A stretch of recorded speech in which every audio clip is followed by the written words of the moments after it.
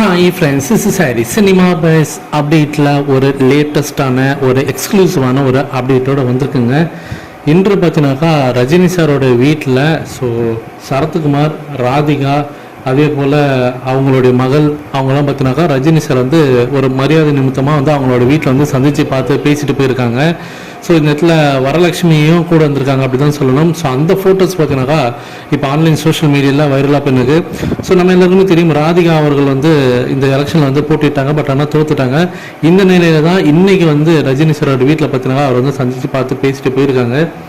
அடுத்தது ஒரு முக்கியமான அப்டேட், ரஜினி சார் நேற்றுக்கே மோடி அவர்களுக்கும், ஸ்டாலின் அவர்களுக்கும், சந்திரபாபு நாயுடு அவர்களுக்கும் 3 பேருக்குமே ஏர்போர்ட்டில் வச்சு எல்லாருக்குமே அவங்களுடைய அந்த வெற்றிக்காக ஒரு பாராட்டுகளை தெரிவிச்சிருந்தார், வாழ்த்துக்களை தெரிவிச்சிருந்தார்.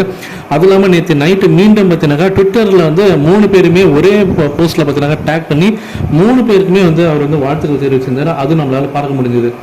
இதில் ஹைலைட்டான விஷயம் என்ன அப்படின்னு பார்த்தீங்கன்னாக்கா, இப்போ கொஞ்ச நேரத்துக்கு முன்னாடி சந்திரபாபு நாயுடு அவர்கள் ரஜினி சாருடைய அந்த போஸ்ட்டுக்கு நன்றிகள் தெரிவித்து தேங்க்ஸ்ன்னு சொல்லிட்டு மை டியரஸ்ட் ஃப்ரெண்ட் அப்படின்ற அந்த வார்த்தையை மென்ஷன் பண்ணி அவர் மீண்டும் பார்த்தீங்கன்னா ரஜினி சாரோட போஸ்ட்டை மென்ஷன் பண்ணி அவர் நன்றிகள் தெரிவிச்சிருக்கு. அதை தாண்டி இப்போ லேட்டஸ்டான அப்டேட் என்ன வந்திருக்கு அப்படின்னு பார்க்கும்போது, சந்திரபாபு நாயுடு அவர்கள் 12ஆம் தேதி அன்னைக்கு அவர் சிஎம்மா ஆந்திராவில் பதவி ஏற்றுக்க போகிறாரு. அந்த விழாவில் ரஜினி சார் கலந்துக்கணும் அப்படின்னு சொல்லிட்டு கொஞ்ச நேரத்துக்கு முன்னாடி ஃபோனில் பார்த்தீங்கன்னாக்கா அவருக்கு இன்வைட் பண்ணதாக இப்போ தகவல் கசிஞ்சிருக்குங்க.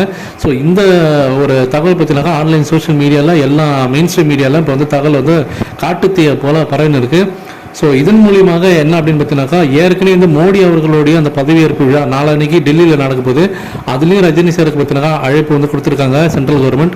அதே போல் இப்போ சந்திரபாபு நாயுடு அவர்களும் பார்த்தீங்கன்னா ஆந்திராவில் தான் சிஎம்மாக பதவி ஏற்றுக்கக்கூடிய விழாலையும் ரஜினி சார் அவர் இன்வைட் பண்ணியிருக்காரு. ஸோ ரஜினி சார் 2 பேருடைய அந்த ஃபங்க்ஷன்லையும் கலந்துப்பார் அப்படின்றதான் லேட்டஸ்டான அப்டேட்.